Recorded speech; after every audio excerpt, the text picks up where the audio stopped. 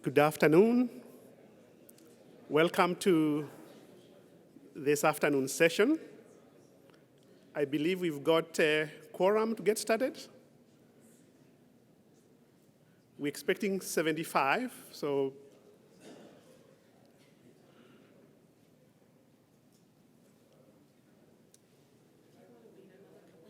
okay. I can go see if people are trickling in. Okay, lovely. I can be doing the housekeeping. Yeah, you can probably begin housekeeping, yeah. Okay. Good. So welcome to this afternoon session. We're going to look at trachoma surveillance and really delving into the challenges of developing and deploying surveillance system for trachoma, but more importantly, delving into the operation research and its. We're still expecting more people, but if you allow me, I'll go into the housekeeping issues. All meetings are being live streamed for those who are on the virtual platform, and these recordings will be available a week after this particular meeting. The live stream will post during the tea break and also during the small group discussions, but then it will resume again at the end during the reporting back from the small group discussions. There's no interpretations for this session. And also please take a minute to familiarize with the exit, emergency exits and other things in case of an emergency. Okay, I think we've got quorum now and we can begin.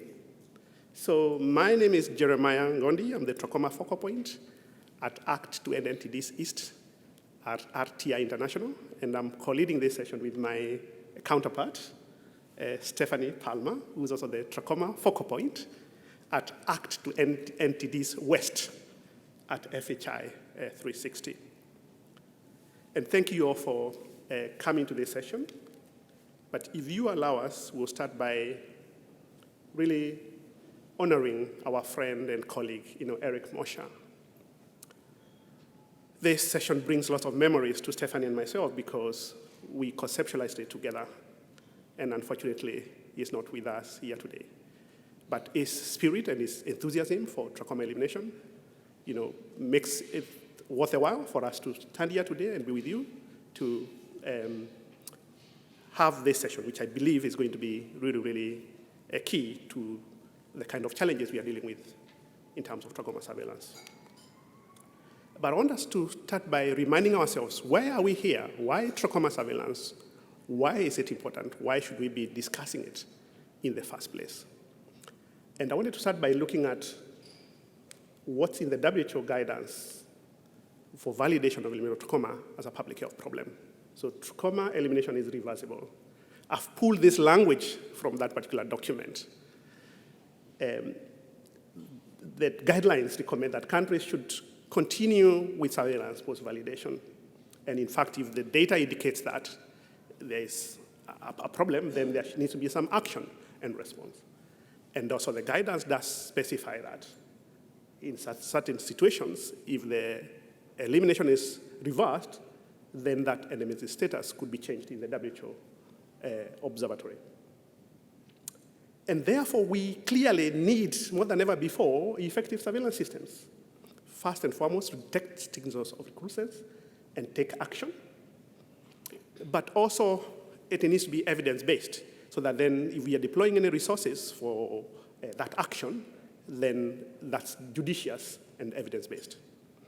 But most importantly, the country programs and yourselves are spending a lot of time and resources in trachoma elimination, and therefore we need a system that guarantees that we secure those gains by maintaining that elimination. Now, this is not a discussion on a recommendation for any preferred or specific PVS system or protocols or tools. No, it's not. We want this to be a discussion among peers to really explore the operational research priorities needed to support national programs to determine how they might establish trachoma surveillance. Indeed, we've set the aspirations for this particular session with the understanding that we need to maintain elimination of trachoma as a public health problem. We need to secure the gains that we've made in the investments, but also this needs to be really country-owned, sustainable, and also secure the long-term benefits at the country level. And therefore, for this to happen, the surveillance system really almost acts like a guarantee, like our security system, but the surveillance system then needs to be acceptable, actionable, adaptable, affordable, and protective, because the reason why we are doing this in the first place is to secure those gains. So it needs to protect the populations where we've worked very hard to eliminate trachoma. I want to quickly look at some conceptual frameworks, starting with the WHO framework for public health surveillance, really which has got some inputs, data analysis, decision-making, and action. But also equally importantly are the support functions that really makes this work like clockwork.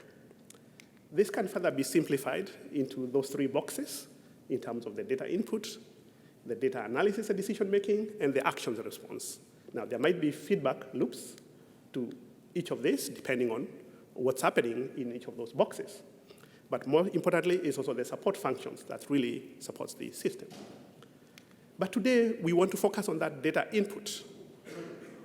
And we further simplify this in terms of how can you look at it from a conceptual framework of data inputs in a surveillance system, looking at what we describe as passive, opportunistic, and purposeful. But also overarching for each of these data inputs, then will be the case definitions, the indicators for decision-making, including thresholds, as well as the data processing and the support functions. Now, I will describe each of these briefly. The passive system really involves use of the routine health system to collect data, which then goes into a surveillance framework, and you set that as a decision-making framework. And indeed, we believe that using the passive system, there might be an opportunity of picking signals from the health system data, which then determines whether more action is needed. When you look at the opportunistic, we describe this as a system whereby we are adding trachoma indicators to an already ongoing public health activity. And by indicators here, it could be clinical or could be other tests for chlamydia, be it a test for infection or test for serology. And indeed, we give examples here like the demographic and health service, where they already collect DBS for testing for malaria indicator service, where they also collect the blood for testing for malaria through RDT or microscopy. Our very own transmission assessment surveys could also be used for this, or even the OV Stop MDA, etc. Then for the purposeful, we describe this as a deliberate approach whereby you are actually going to then, for example, conduct a survey of trachoma. For example, what we already do currently in terms of the pre-validation survey, that could be a system of going to collect this data. And within that, because the trachoma surveys are already based on clinical diagnosis, we could add on the additional indicators. And this could be done at various levels. But also we need to account for the fact that that passive system may not give us all the data we want, but could be giving us a signal that we need to then decide which is the next level of effort. I'll now hand over to my colleague. Thanks, Jeremiah. So, as countries we are supporting, start to reach their elimination targets, some of them have even been validated as having eliminated trachoma as a public health problem. We wanted to get a sense of what countries are doing or saying they plan to do as part of surveillance efforts after active implementation has been finished. So we started doing a literature review on countries that have been validated by the WHO just to see, are they saying anything that they are doing or plan to do? So we started looking for dossiers and determining if there are some that are available that describes any sort of system. And then any other available documentation. That might be peer-reviewed articles, that might describe it, that might be project reports or project strategy plans. There's not a lot publicly available at this time, and we were also, of course, limited by language. We mainly limited any documents to French, English, and Spanish. So there might be some additional documents that are out there in additional languages.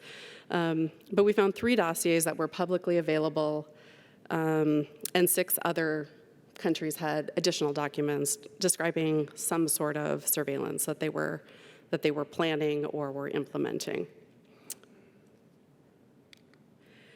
And then with the framework that Jeremiah just presented on passive, opportunistic, and proposeful strategies, we then classified what they had written in these documents or in their dossiers about types of surveillance that they're planning to implement. And so what we're seeing is that most countries are indicating that they are planning to do some sort of passive surveillance, and a handful are also indicating that they plan to do or have done in some cases some sort of purposeful surveillance. By passive, for the most part, this is health workers collecting data on people coming into health centers, identifying clinical cases of trachoma, and then reporting to a health information system. And the purposeful activities range from active case searching, for example, in Mexico, to trachoma prevalence surveys in Morocco that maybe Diana will touch on in her presentation, because I think she supported some of that work.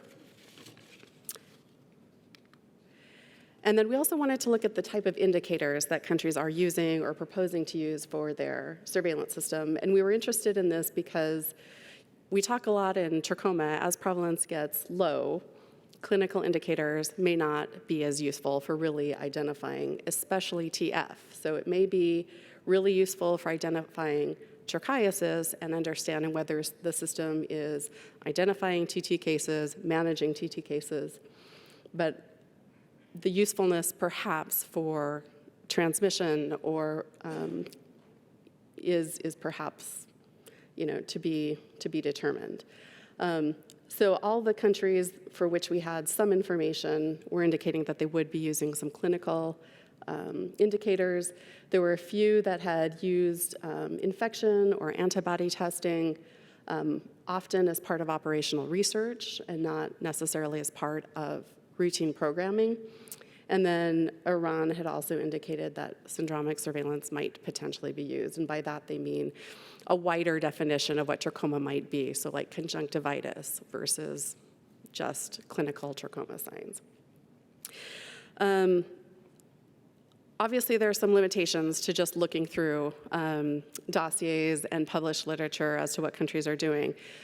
Part of the issue here is that what's written in a dossier or in a program document may not be what's actually happening on the ground.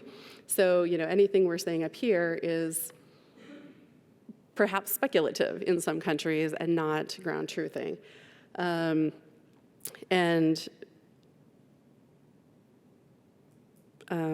so we also, just want to make sure that we have a sense of what countries are doing or planning to do, but what's actually happening on the ground may be quite different.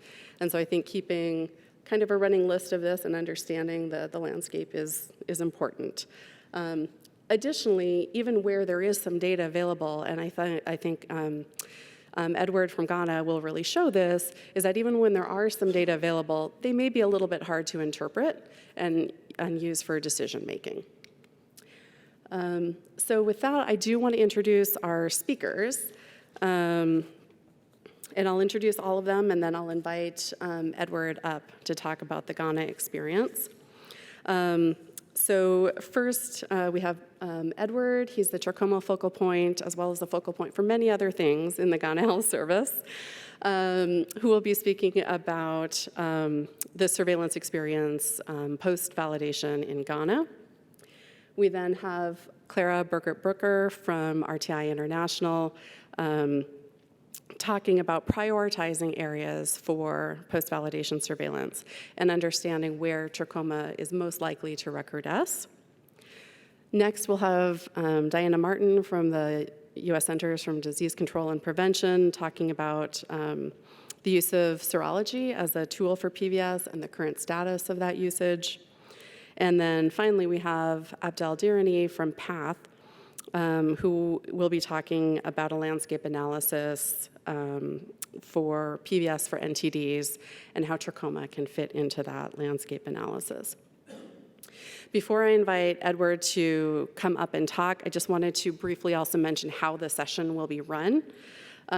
We are planning to have all our speakers speak before the coffee break. If we have time, if the speakers run short on the amount of time allocated to them, we will take a few questions after their talks. Otherwise, there's a dedicated Q&A session right after the coffee break, so you can ask questions to all the speakers. And then we'll be breaking out into breakout groups, and we'll give more information on how the breakout groups will be run after the break. So with that, I'd like to invite Edward Tay Hervey from the Ghana Health Service to come and talk about the experience of Ghana.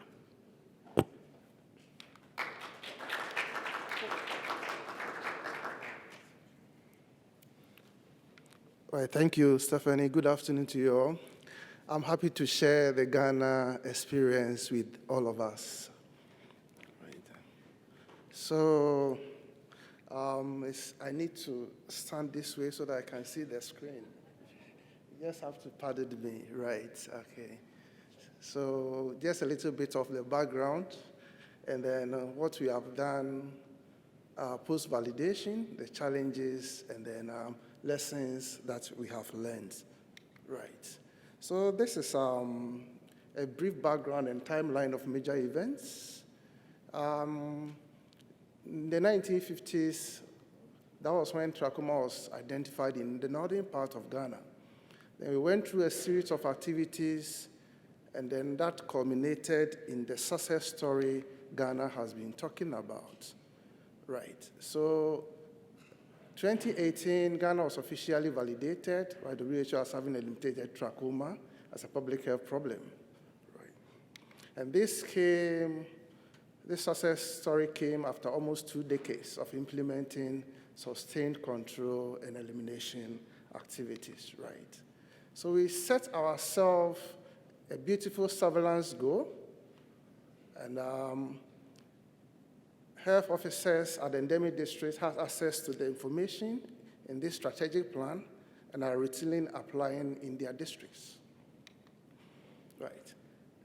The objectives were quite straightforward for us: to strengthen the relevant aspects of the surveillance system in endemic districts, to be able to detect and manage TF and TT cases.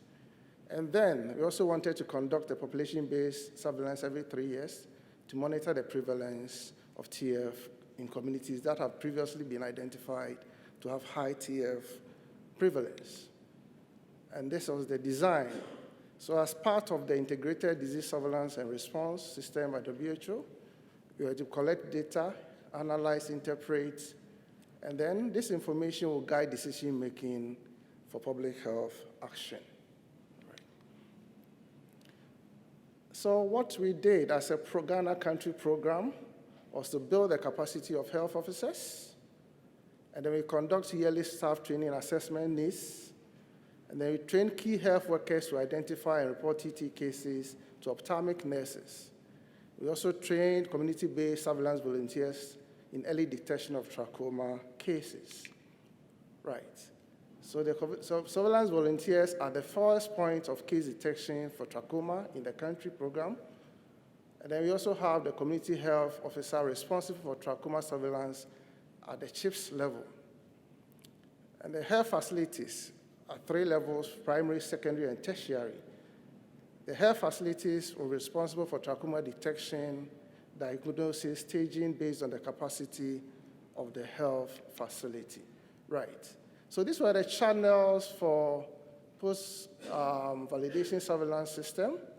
You have the passive information flow from the community level through referrals from the community-based surveillance volunteers to the CHIPS level. And then the CHIPS uses the case definition to determine if it can be classified as suspected case using the IDSR generic case-based form, and then report appropriately to the sub-district level. And the sub-district also combines the CHIPS data together with the health center facility, and then forward to the district level, who then validate and enter it into the district health information management system. The data source is the monthly IDSR reports, and this could be accessed from the DIMS by the regional and national level for action. Right, so we set ourselves a beautiful operational framework, some of which we were able to achieve, others not optimally rolled out, as our table there shows us. For example, if you look at the last point there, we intended to carry out a survey in community previously with high prevalence every third year, and that has partially been done. That is not what we actually want. Right, and these were the performance indicators, just to tell us whether we are on the right track or not. So when we are able to assess our performance using these indicators, then we know whether we are on the right path or not. All right. So we have launched successfully a passive surveillance strategy, and a cascaded training has been conducted with ophthalmologists and ophthalmic nurses. We have 10 trained ophthalmic nurses who in turn train selected frontline health workers in all facilities in the endemic districts. The objective was to identify trachoma cases, TF and TT, and refer for management, right? The ophthalmic nurses trained about 1,851 health workers in about 903 health facilities, along with disease control officers. The ONs follow up with reported cases and notify the Ghana program if any cases are suspected. The DDP received the data through the DIMS, District Health Information Management System, the DIMS2, and then we are able to take decisions based on this one. Right. So what is our response as a program to the data scene? So we have DIMS2 that contains 8 different indicators. We have T, F, TT, TT surgeries done, trachoma, all disaggregated by sex. And it has been 5 solid years since the training took place. These are some of the reports we have received through the system, showing that some TT surgeries have been conducted in both the northern and upper west regions. This is a slide I just put up to say that if you see those I have colored in yellow, these are the previously endemic regions, districts, all embedded in these 4 regions here. But then we have a lot of cases also being reported from the non-endemic regions that we know. So therefore, we may need to take a second look at the data we are receiving through the system, so that anybody planning a health response to the data received through the surveillance will have to be cautious of this one as well. So if you look at the Form A, that is the Specialist Services Form, it makes no distinction between TF and TT. We need to work on that. And then if you review the data, the trachoma indicator is used approximately 2 to 3 times more frequently than other indicators combined. So it is important for the Ghana Pantry Program to understand what is being reported as trachoma. One health district reported about 304 cases. Tamale alone, 233. But no cases were reported for 2 other health districts, Nanton and Sisala West. And these are they really identify clinical signs, or rather than specific disease, TF and TT? So the challenges that we have faced as a Ghana Country Program is the Act West program in FY22 planned to support us go around the facilities and see what is on the ground. But this activity did not take place due to administrative challenges. Most of the experienced health workers that we have trained, ophthalmic nurses, have retired. There's attrition of health staff, inadequate funds to build the capacity for surveillance and management, and lack of SBCC material. Are health workers able to identify trachoma cases correctly? Remember, the training was done some 5 solid years ago. So we have had a very strong leadership, implemented what we need to implement as a program, and the support of the communities as well. But the way forward is that we need to build capacity to strengthen surveillance, monitoring and supervision, production of SBCC materials, SOPs, and job aids, and a document experience. Fortunately, the At-West program in FY24 is provided some funding for us to take care of what we missed in FY22, so that I'll be able to inform the program as to what the data we are receiving and what is on the ground. So we want to acknowledge those who have supported us over the years. And with that, I want to say thank you for your attention.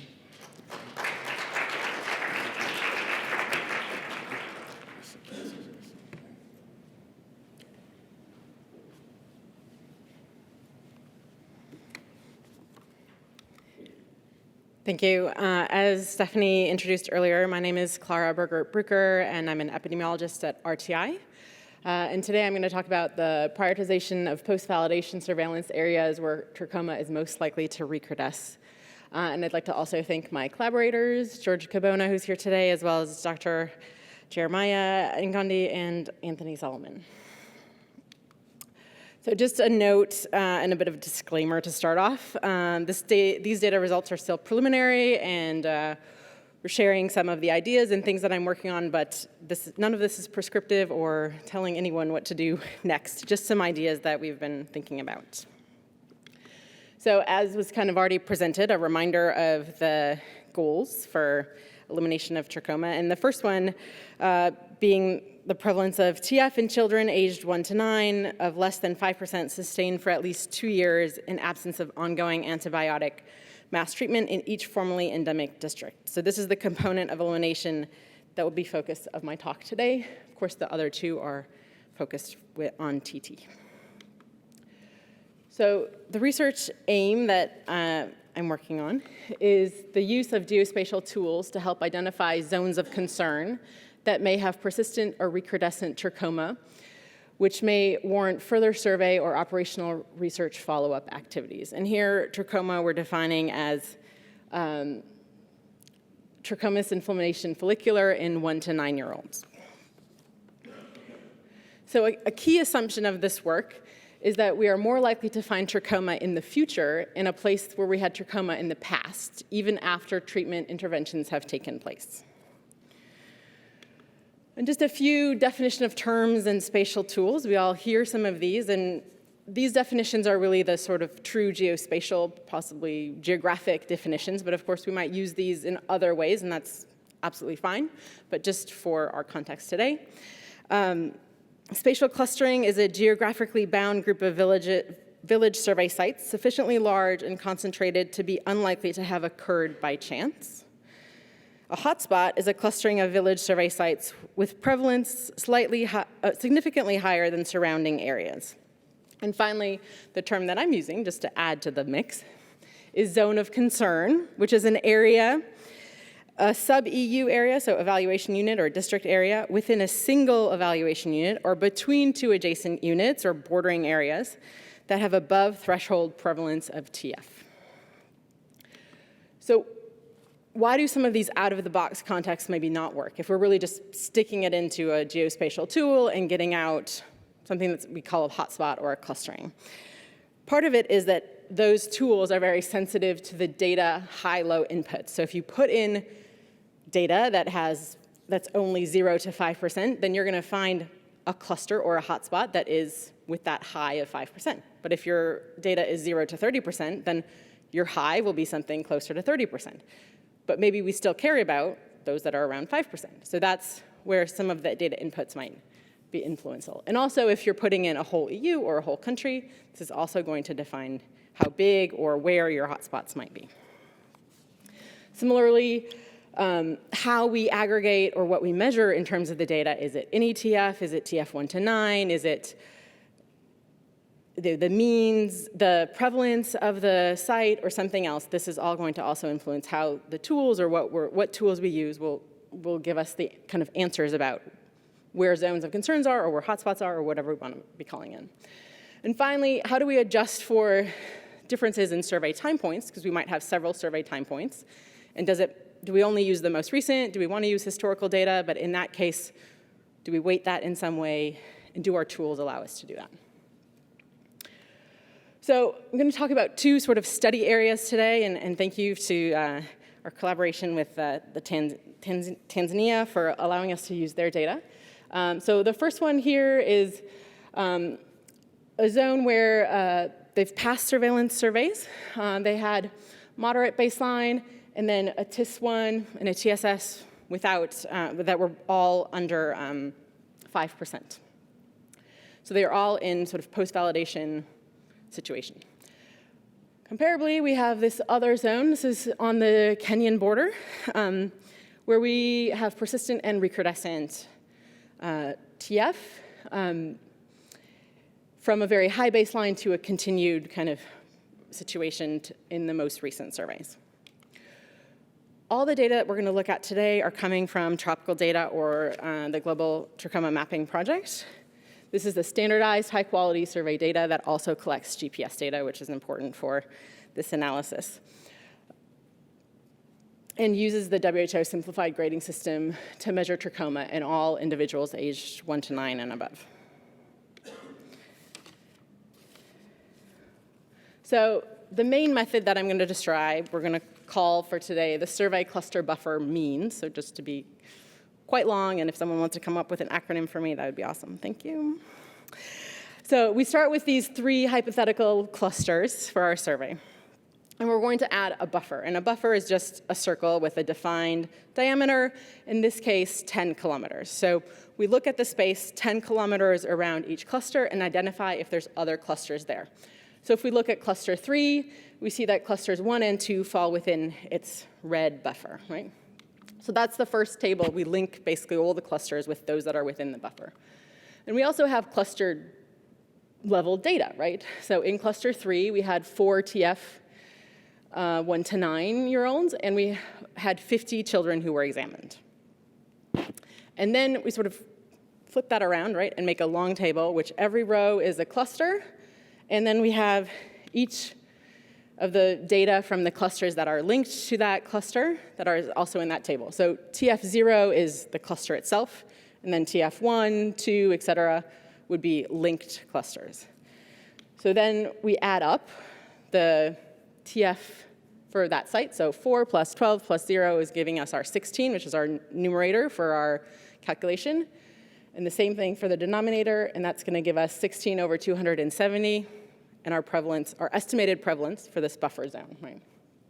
So relatively simple approach, but now we've estimated potentially prevalence in a larger area than just at a survey site. So here are the results if we look at that for our study site 1, which was our sort of in post-validation surveillance kind of sites.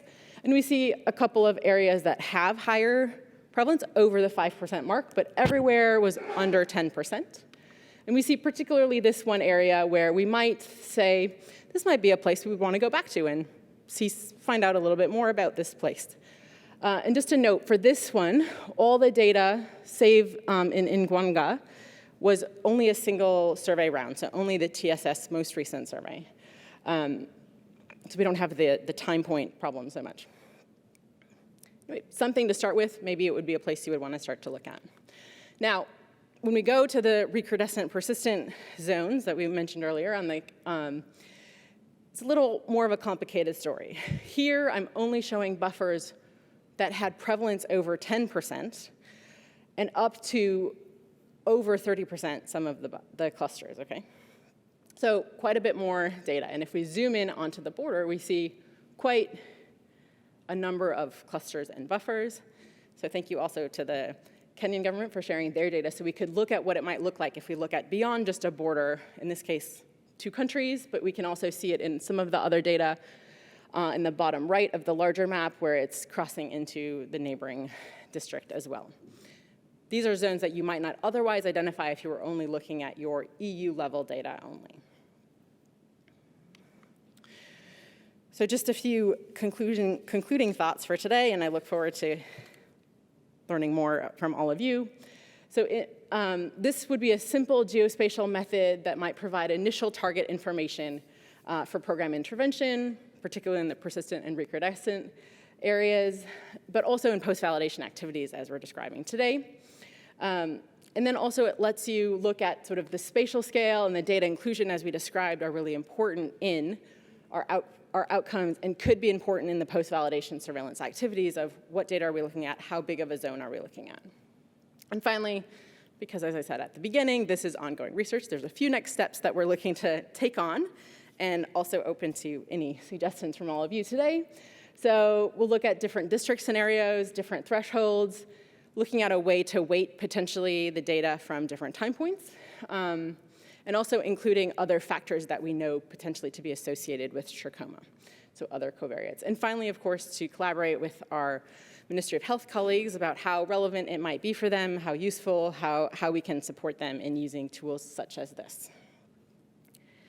I'm going to switch for a second and just mention another geostatistical activity that's happening in the trachoma space. This is work being led by Tropical Data in collaboration with Lancaster University. And some of you might have attended a webinar in August around this topic. And basically, Tropical Data is looking to leverage geostatistical methods in looking at prevalence as well as survey design and other activities within the trachoma data space.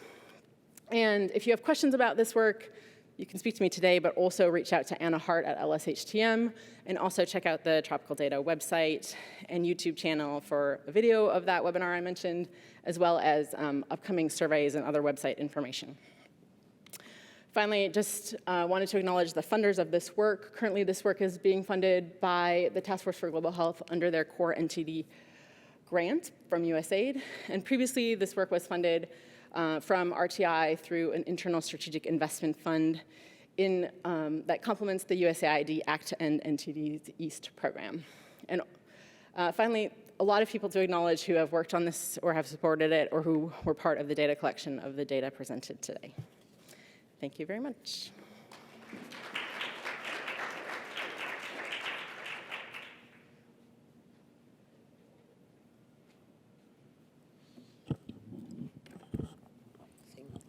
Okay, thanks, Clara. That's every time I hear about the geospatial stuff, I learn a little bit more. It's very exciting and very interesting, and looking forward to potentially using the serology data and fitting that into some of those models as well. This is going to get a lot more high level and pretty data-free compared to what we've had the last couple of talks, and focus very specifically on serology. What I think has been a very successful operational research activity over the past decade, and jumping ahead sooner than I'd like, just the idea of potentially using a different type of host response than TF to monitor transmission of ocular chlamydia in areas with potential different use cases outlined here. Kind of initially, our thought was to identify areas of recrudescence as part of post-treatment surveillance or post-validation surveillance for a whole country, to potentially provide information. I don't know why this is on a timer, sorry. To provide information on transmission intensity of ocular chlamydia where we think TF might mislead us for various reasons, or even to explore new areas at baselines where potentially TF was never mapped initially, and to monitor the impact of interventions. So there's a number of different things going on related to both serology and just diagnostics in general. The target product profile was assembled, part of the NTD tag. It was put out this past summer for public comment, and I think all those comments are back, and I guess probably being worked on at this moment as well. Serology hopefully will, anything we get from the TPPs, hopefully serology then can meet those particular, the profile required by that. In December of 2021, there was a Trachoma endgame meeting.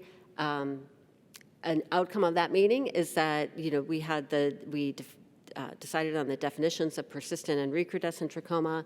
There is now funding from Bill and Melinda Gates Foundation and USAID to support countries shown in red on this map to include alternative indicators in areas of particularly persistent trachoma. Those countries are listed here. The ones in blue are places where we also have other operational research activities. There is ongoing multi-country analysis to establish serological thresholds for program use, and initiation of the WHO guideline development process for trachoma serology.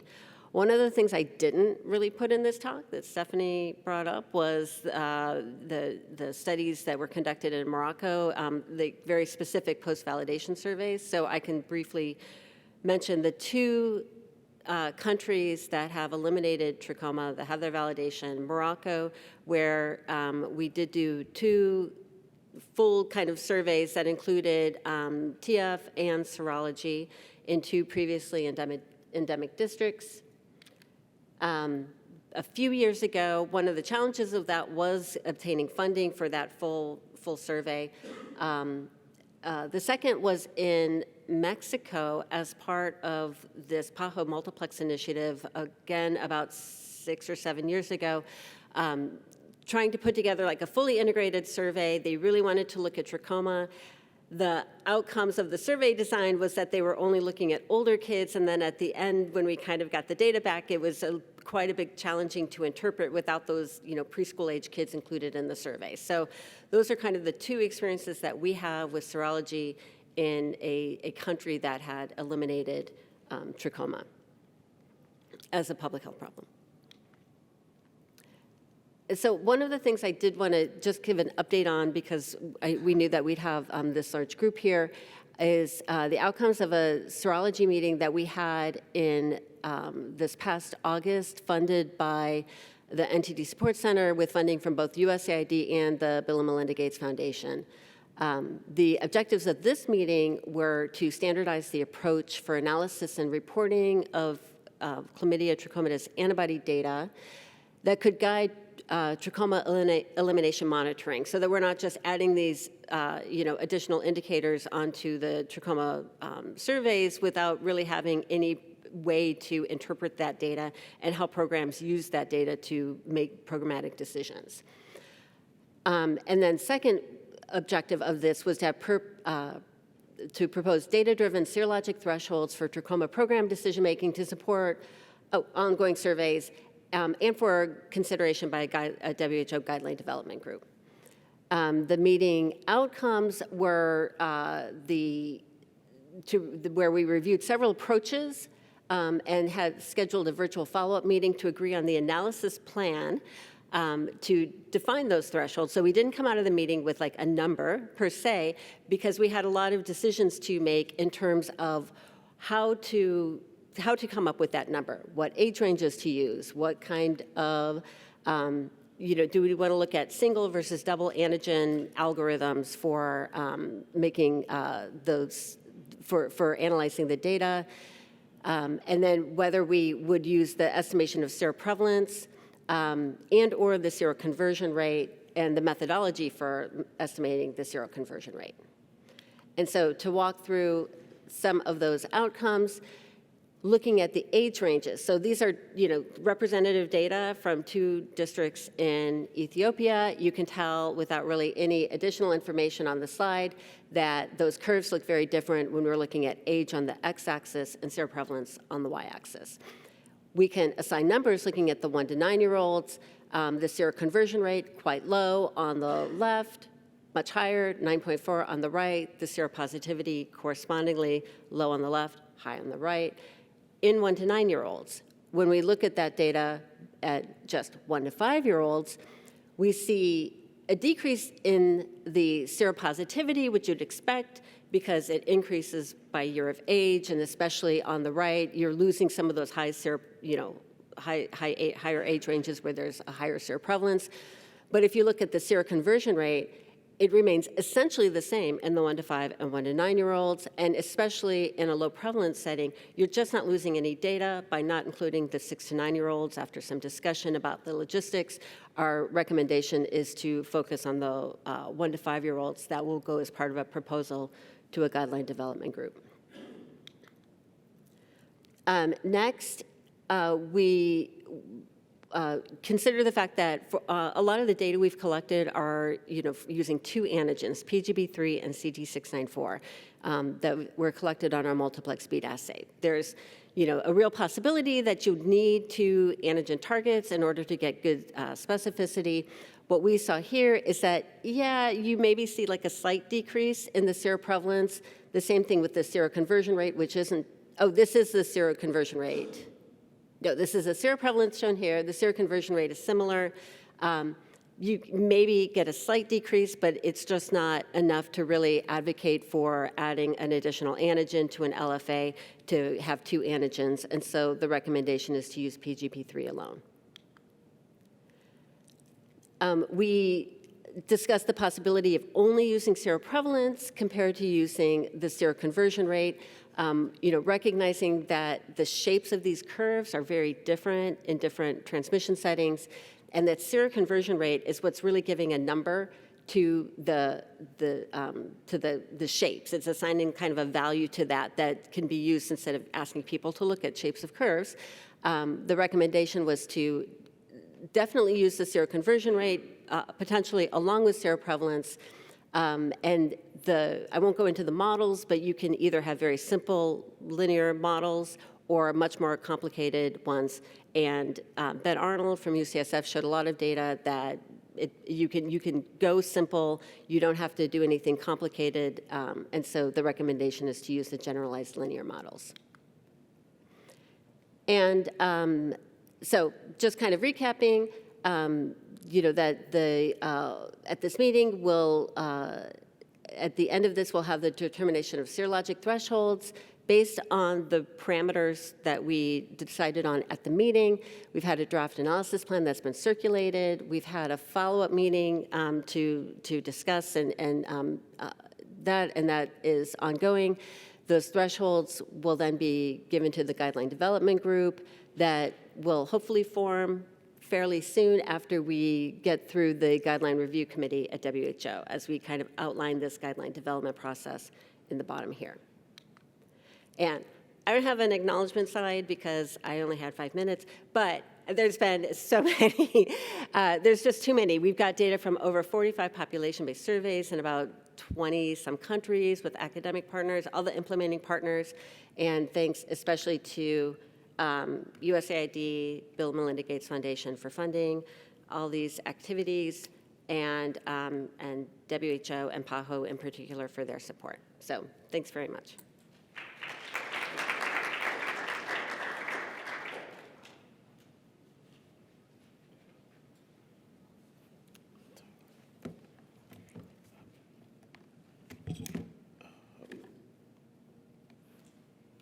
Good afternoon, everyone. My name is Abdel Diweni. Oh. Okay. At least you already hear my name. Yeah, I am working with Pat as the NTD surveillance manager, NTD manager for surveillance. And I will be presenting finding from a landscape analysis of PVS for NTDs. That is a project supported by the Bill and Melinda Gates Foundation with collaboration with the WHO. During this presentation, I will walk through the use cases for integrated PVS planning toolkit for NTDs. I will share a summary of the findings from the landscaping activities for PVS for NTDs. I will also share the integrated PVS planning toolkit, where we are with this toolkit so far.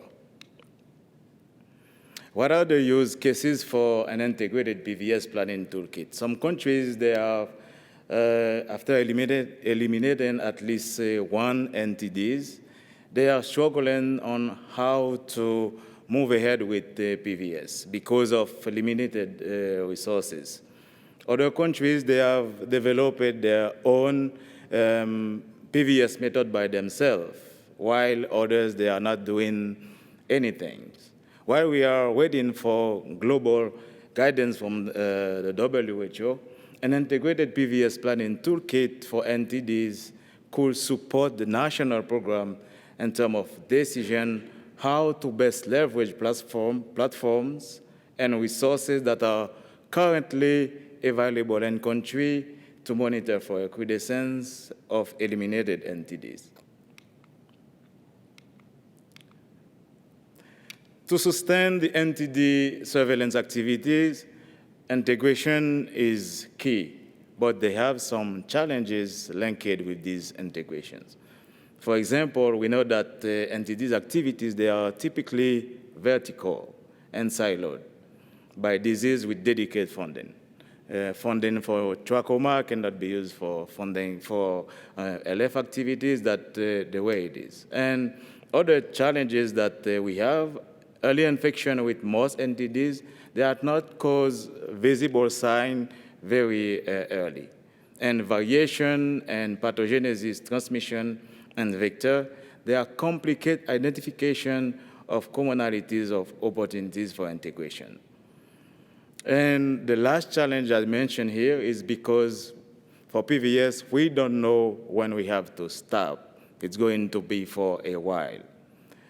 Because of that, we think by developing an integrated planning toolkit that will assist countries in assessing applicability, adaptability, and feasibility of integrated NTD PVS into existing or future surveillance system, and analysis and synthesis of output can be used by countries to inform of sustainability integrated PVS.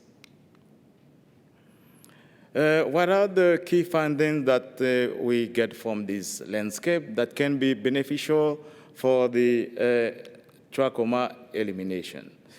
To guide the development of this toolkit, we have conducted a landscape exercise with the objective to compile evidence on existing NTD surveillance platform and strategy, to document the current state barriers and opportunities for integrated PVS of onco, LF, and trachoma, including utilization of surveillance system outside the NTDs. And we also review existing surveillance toolkit to identify components and consideration that might be relevant for the PVS planning toolkit. The methodology that we have using was a literature review. We have conducted stakeholder interviews, and we have also reviewed existing tool and toolkits. What did we find in the literature review that we have done? A total of 196 selected texts have been reviewed. The main theme for PVS we found in this, during this literature review is monitoring for post-validation reintroduction via migrant populations and zoonotic sources is critical but not well documented. Xenomonitoring is another main theme that we found.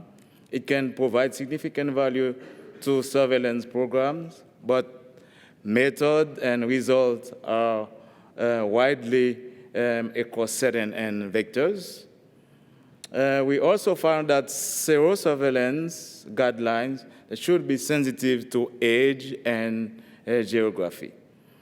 There are some terms that we also found that are related to the toolkit design itself. These terms are linked to flexibility and adaptability to local country context, sustainability integration, and well-thought-out response to case identified through a potential surveillance system.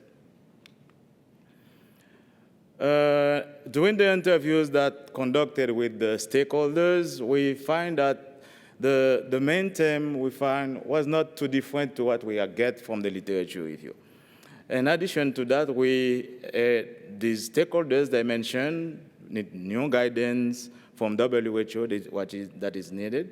And also they mentioned that we can also nest other surveillance like scabies into trachoma surveillance. There are some key considerations that these stakeholders have made. They are usability, that means where they want us to have a toolkit that is really easy to use and to read by interpret by the user. They also mentioned we need to make sure that there's no duplication and evidence-based. That means we need really success stories and challenges that are coming from countries. And they want the toolkit to be cost-effective and deliver the best outcome for investment. And these are a list of the toolkit that we have reviewed. I've seen that I have less than 5 minutes. I won't have time to walk through all of this one, but just to mention, this toolkit have been reviewed, and we get some key elements that are really important while we are working to the development of the toolkit.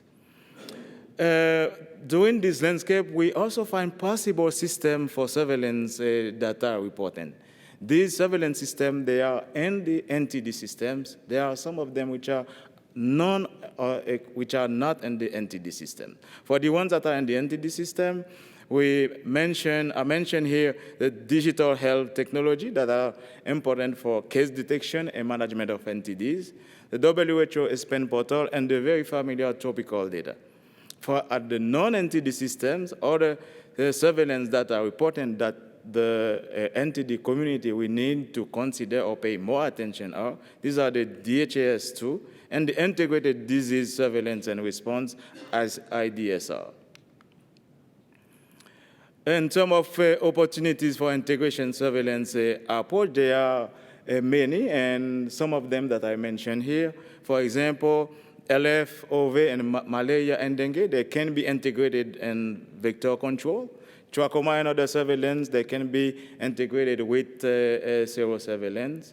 Passive and active case detection of NTDs, they can also be integrated with modeling.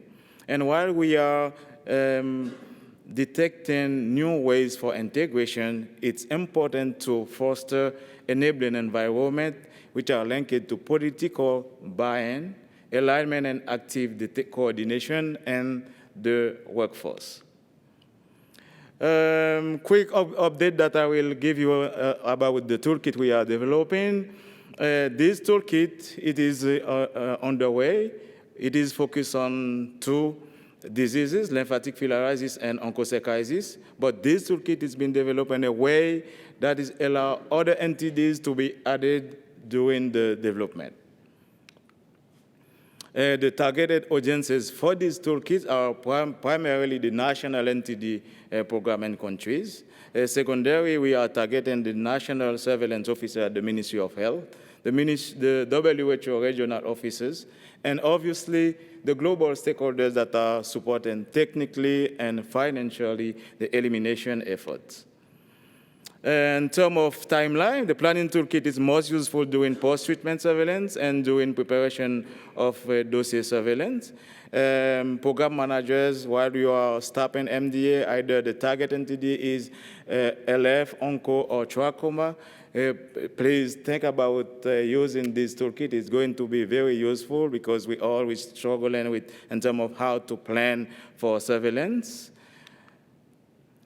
In terms of content of this toolkit, these are all the elements that's going to be included in the toolkit: introduction and 5 different phases. And all these phases, they will be associated with additional tools that will be available, and all of them will help the country managers really to include everything that they will need to plan for the PVS. And this toolkit will have also what we call a pilot activities that are included here in the implement section. This implement section, these are information that we will collect for scaling up, for report, and for dissemination. In terms of next step, what we plan to do in the near future for this toolkit, even tomorrow, we have another meeting that we will collect more feedback and getting information from program managers to make sure that this toolkit is really easy to use. And very early next year, we plan to pilot the toolkit in 3 areas, 3 countries, Nigeria and 2 states, Niger and Bangladesh. And just before I receive the final one from the timekeeper, I want to share with you that my information in terms of what my email is, so that you can share with me any questions or suggestions that you might have for this toolkit. And without the funding from the Bill and Melinda Gates, we will not be able to work on this toolkit that is really critical for PVS. So on this slide, I thank you.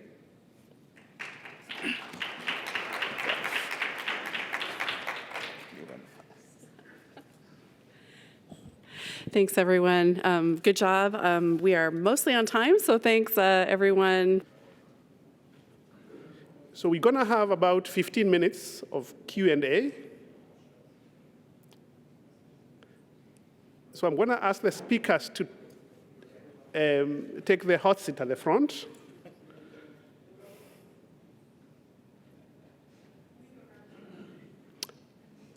Everybody has disappeared. Seems like.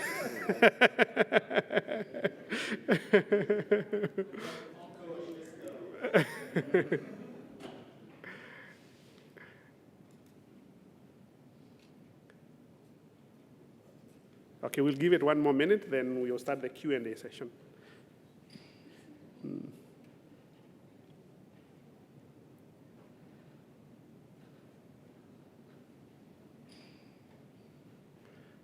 Okay, one of our speakers isn't here yet. Okay, great. So let's get started. So we've got about 15 minutes of Q&A. Jenga, do you want to start by asking the question you're asking me during the break? Just to get us started. Very much. Okay. Thank you very much for the exciting presentations. I was asking Jeremiah of the tea break. I saw some suggestion for molecular xenomonitoring, and I was wondering, is there an approach that is used for xenomonitoring in trachoma? I'm not strong in trachoma, but I know from LF we do collection of mosquitoes, pulling them, and extracting DNA to look for parasite DNA. I wanted some explanation what the xenomonitoring means in trachoma. Thank you. Okay, and that's a question for, is it Javi or Abdel? I think I okay, lovely. Abdel, please go ahead. Yeah. Thank you for the question. You're right, and the xenomonitoring part that I am presenting in my slide, it's not specifically for trachoma. As I said, this toolkit that I'm working on, the primary 2 entities that we are targeting are LF and ONCO. So as I'm presenting in this session for trachoma, I'm presenting the work that we do even for the 2 targeted diseases. Okay. Richard, then Kumbo. Thanks. A question to Edwin. Very interesting example you provided from Ghana. You mentioned that 9 indicators for trachoma were included in the National Health Management Information System, the DHIS2 platform, and that's incredible. So I would love to know, how you, from the program perspective, managed to convince your Ministry of Health colleagues to include 9 indicators in DHIS2, because in many other countries, NTDs aren't necessarily included in the National Health Information System. When they are included, it might just be one indicator, it might be completely useless. So the fact that you actually managed to include 9 indicators is phenomenal. And I'd love to kind of know how you went about it.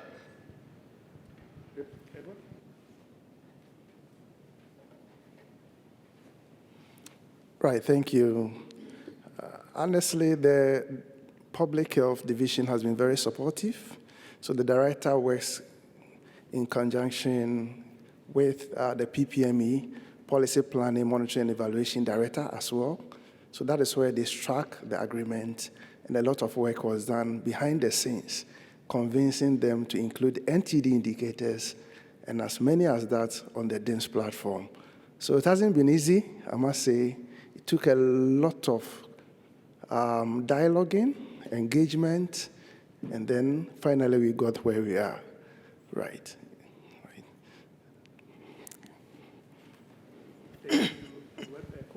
Yeah, my question is for the epidemiologist. We use the word the hotspot and recrudescence. So when we reach the final stage, which is less than 5% TF for the evaluation unit, when you achieve that, because you are using clusters like 20 to 30 clusters, within those cluster intervariation, you may actually have clusters that may be as high as 15% and some with 1%, but your overall will be 5%. And the team from UCSF, which people may not believe, Tom Littman, and they have modeled and says that you do not need to worry about the ones that are higher because of this issue of regression towards the mean with time. So at what point do you go back and you start thinking that those are actually hotspots, rather than thinking about this formula of going back to the mean? Would you not want to test the theory that actually these ones disappear with time? Thank you.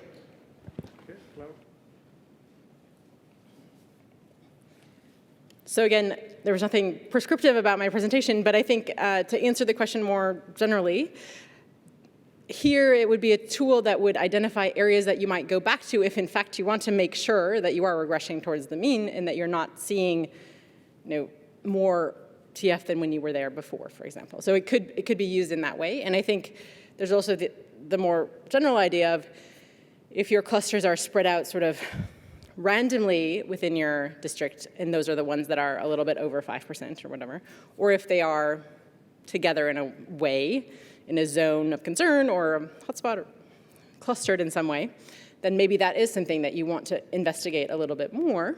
It doesn't mean that you're not done with your treatment. It just means that maybe it's something that as you're going into post-validation surveillance, you might want to use as your target areas for activities or other work that might be going on. You might want to, where you might want to look at serology or infection data and that sort of thing as well. Okay, Ernest? Thank you, and my question goes to Clara as well. I think that your zone of concern is quite interesting, but I wanted to know what informs the diameter of the circles. Are there some factors that you take into consideration? Do they relate to the context or something? Thank you. Yes, so absolutely that size of the buffer could change, and what you would want is, in this case, what I used was the average distance to another cluster in the data set was about 7 kilometers. So just rounded that up to 10 to be like, in general, we want to look for a place where you would have maybe more than one cluster in your buffer versus just every individual cluster. And that might be, if you were at 5 kilometers, you might only have one cluster. And so this was just a way of looking at a little bit more space. It might also be considered the space that you could travel, or people might travel or interact with each other. So also, where you might have, continued infection happening. And yes, it could be very context specific. In a zone that was quite populated, you might want to make that smaller because otherwise you have a lot of population to look at. And other drivers might make sense depending on sort of how your country is, or in a place that's quite large and had very distant clusters, you might want to make it bigger, or people were traveling more distances and you know that. So again, it's flexible in the way that it could be very context dependent. Thank you, Clara. Yes, Wait, okay, thank you. So my question goes to Ghana. So as Richard mentioned, it's very nice to see that the data is reported through health system for trachoma. This is really a good thing. The table that you presented, maybe I missed something, but for those districts who reported high trachoma cases, you mentioned they were not endemic. So those high number is due to what, according to you? And I saw also in your discussion and conclusion, you mentioned lack of training, something like that. Is because in those districts, we don't have a trachoma expert, or they are not, the ophthalmologists are not trained on trachoma. I don't know what we should learn from this situation. Thank you.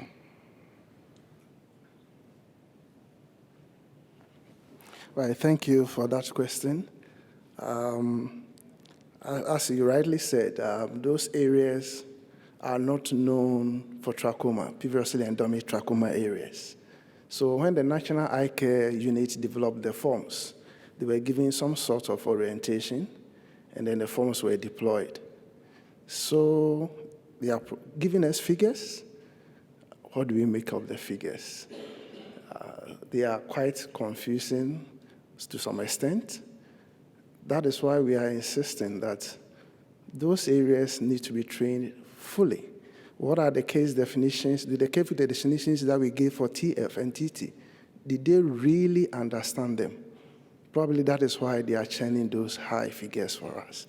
And it will be good to go back, assess it, which our Act to End West is providing funding for in 2024. What is the level of knowledge? What do they really know as we speak? And what the figures they are churning out, can we really rely on them? So that is why we have those figures, I think. And as of now, we are not too sure. And so we go back there and find out what is happening. Right. Thank you, Edward. Any other questions?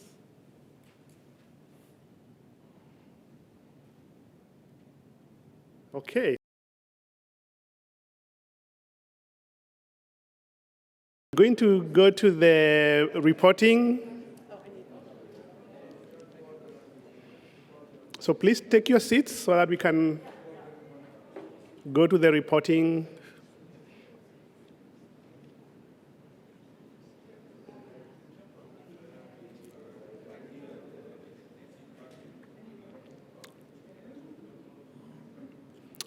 Okay, so may I?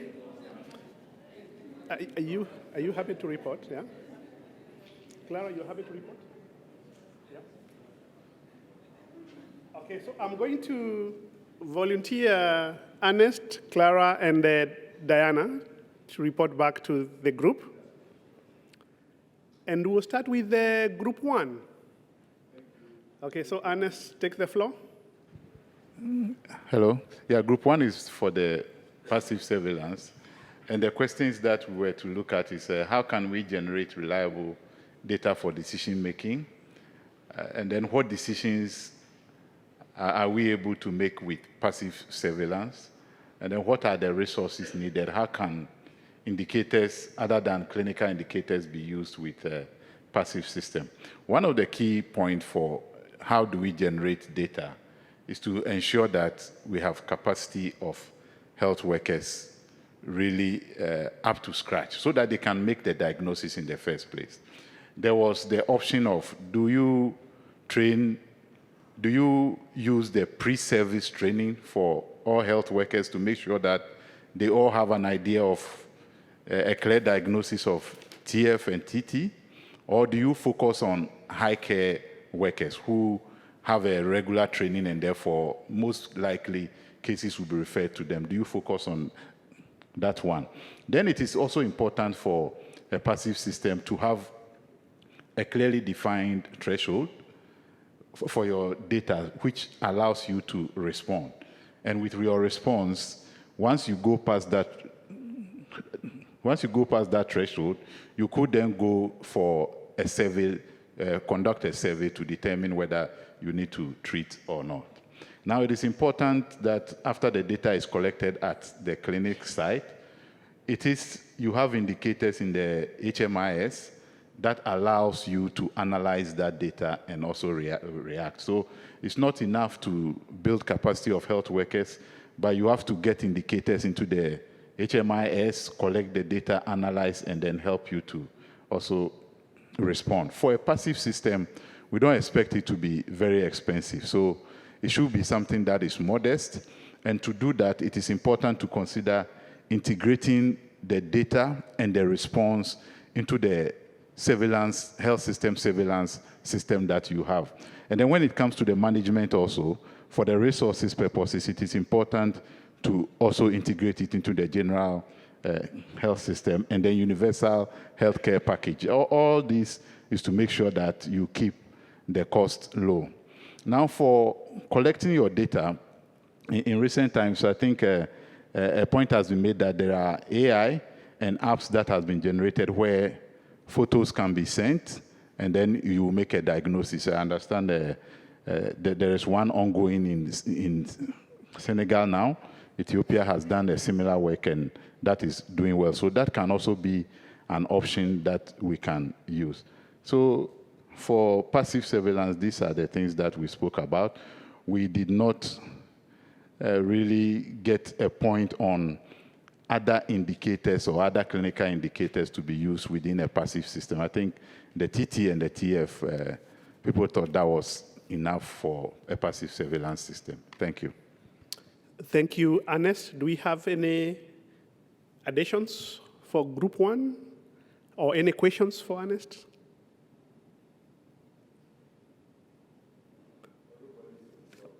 Okay, thank you, Ernest. Okay, over to group two. Okay, group two was the opportunistic approaches to surveillance.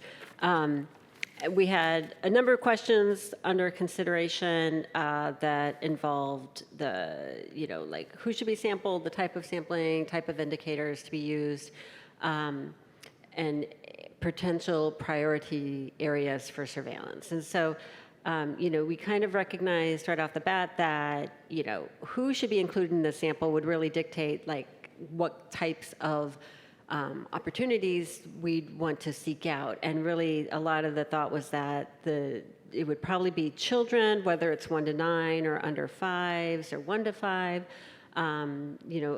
We'll need clear guidance about, any particular age groups, but just recognizing that within a post-validation setting, you're really wanting to focus on the kids born into that setting and that they would be kind of that sentinel population.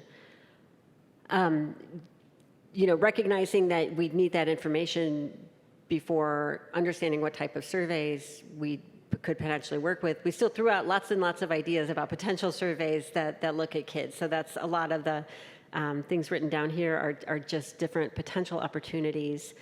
Thinking about the time frame, there's questions about like, well, how long since the last MDA? We wouldn't expect necessarily the things that chlamydia infection would start recrudescing very early, and so it might be like a few surveys over a longer time frame. That there would need to be like the action based on being above a certain threshold would need to be well understood for that. That we'd want to prioritize certain areas, such as areas that were like hyperendemic at baseline, that had persistent infection for a long period of time, that maybe had a harder time reaching that TF target in the first place, might be more likely for it to come back up. That there's a number of districts that have reached that 5% TF threshold and maintained it at their surveillance surveys and are now waiting for the rest of the country to catch up. And so those might be areas that we may prioritize for surveillance, but also recognizing that with opportunistic surveillance and relying on other surveys being designed and conducted, that you need to find both ones that are epidemiologically robust as well as occurring in those potential areas of concern. And there were also a few suggestions about TT surveillance well and maybe being able to integrate with cataract campaigns or other, just incorporating it as part of a standard practice of care to ensure that they're able to catch those TT cases to prevent blindness. Anything I missed from people? Any additions for group 2? Or questions for Diana? Okay, let's move to group 3.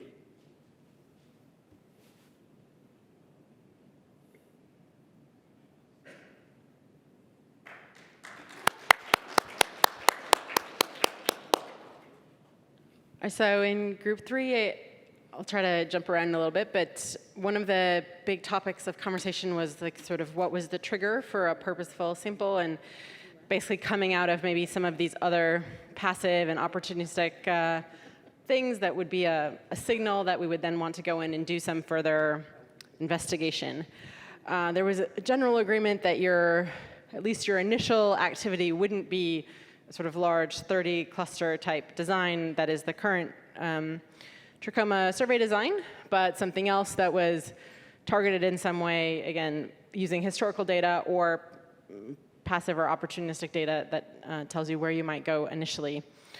There was some discussion about the indicators you might use and the balance of resources needed for serology, for example, versus clinical signs and the training and other components. And ultimately, I think the agreement was that serology might be a more cost-efficient approach in a survey setting in terms of just the need for human resources would be different than if you needed to train someone who would be able to identify the clinical signs of trachoma. Also, in terms of target areas, we talked about sort of hyper-endemic or areas that had quite high baseline would be one kind of target area. But also, there was a long discussion in several of the groups around sort of the first districts that had been validated in a country and that might have waited many years before the rest of their neighboring or the rest of the districts in the country were finished, and were those also at risk in some way. Versus the most recent districts that may have also been the ones with the highest baseline because it took them the longest to be validated. And so, where should you go and what might be the risk for those kind of first districts? Also, sort of border areas between countries or within a country and other EUs that maybe had continued to have trachoma when other areas had been validated. Was also an area of concern. And finally, one suggestion was because of kind of the resource intensity and that many of countries wouldn't have resources after they had validated because the donors would have maybe moved on to something else, to consider possibly starting or piloting some of the purposeful survey activities or other activities during this pre-validation time, but where there was areas that had been validated, sort of these first districts, in these smaller areas to see kind of what methods might work or what the approaches were and what we might find in those areas. And then finally, to not forget about the F&E components and how those might also continue to contribute to trachoma.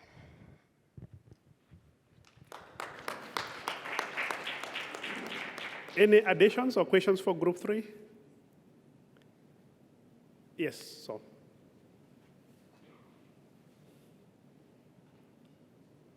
Thanks, Stephanie. Thanks. This is not a specific comment about 3, so please don't panic, Clara. I guess I just wanted to make the point that is probably obvious to many people, but I've just been sitting there reflecting about context is very different.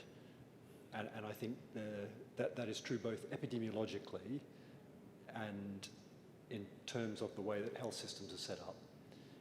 And often when we have these conversations, it's been really productive to walk around and think these things through. But often when we have these conversations, we're thinking of one or a small number of contexts, either epidemiologically or in terms of the health system. And it's quite hard to find a general recommendation that would work well in all combinations of epidemiology and health system setup. That's one of the reasons why it's been very difficult to produce general guidance on how these things should be done. And it may continue to be very hard to be prescriptive. That's all. Thanks. Thank you, Saul. Good. Any other comments about the discussions or about the session more broadly? Yes, Angelia.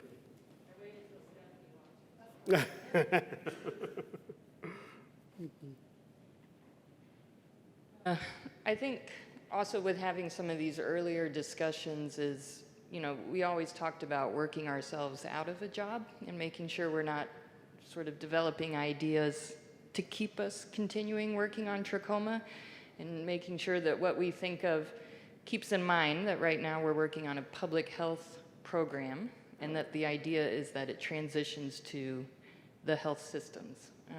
And so really just thinking through the parameters of ensuring that we don't start transitioning or expecting donors to transition to supporting general, you know, eye care programming in a country.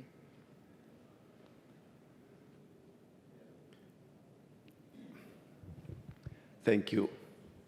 Yeah, the point I wanted to make is just in follow-up to what Angelia rightly pointed out now, because now once we are in a post-validation surveillance phase, and especially looking at the shift that is proposed in the WHO-NTD roadmap, I think countries are supposed to really take over, you know, this responsibility of managing the post-elimination phase, because donors are mostly expected at the active phase when the programs are really up and running and when diseases were really actively, you know, active transmission is ongoing and so on. So at that stage, at the stage that we are talking about now, I think we should see through the lens of the countries themselves. I think this is just our duty to, we should assume this responsibility. So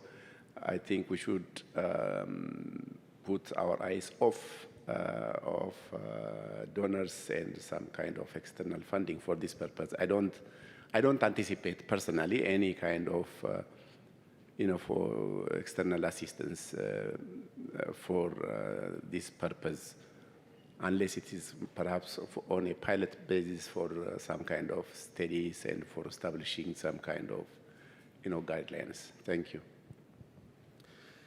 Yes, Kumbo.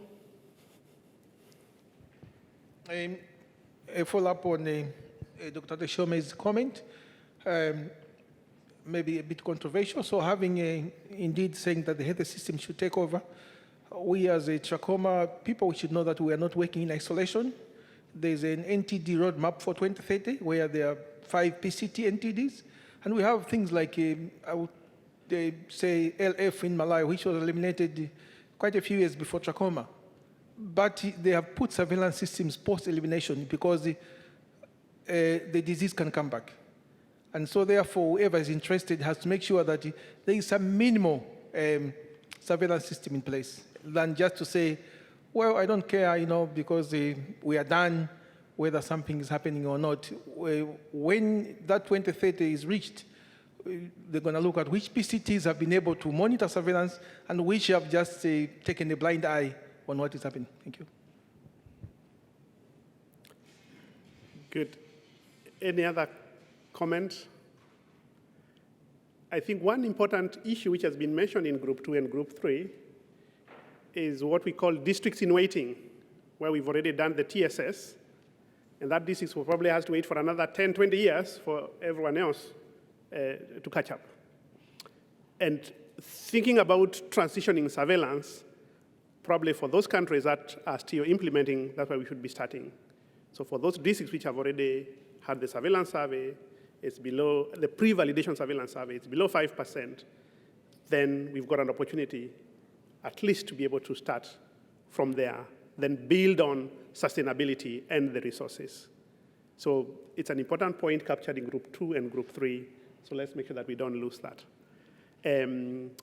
One final clap for everyone. And I'll now hand over to my colleague to do the closing. Thank you.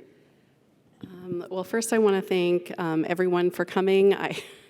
I know it's the end of the meeting.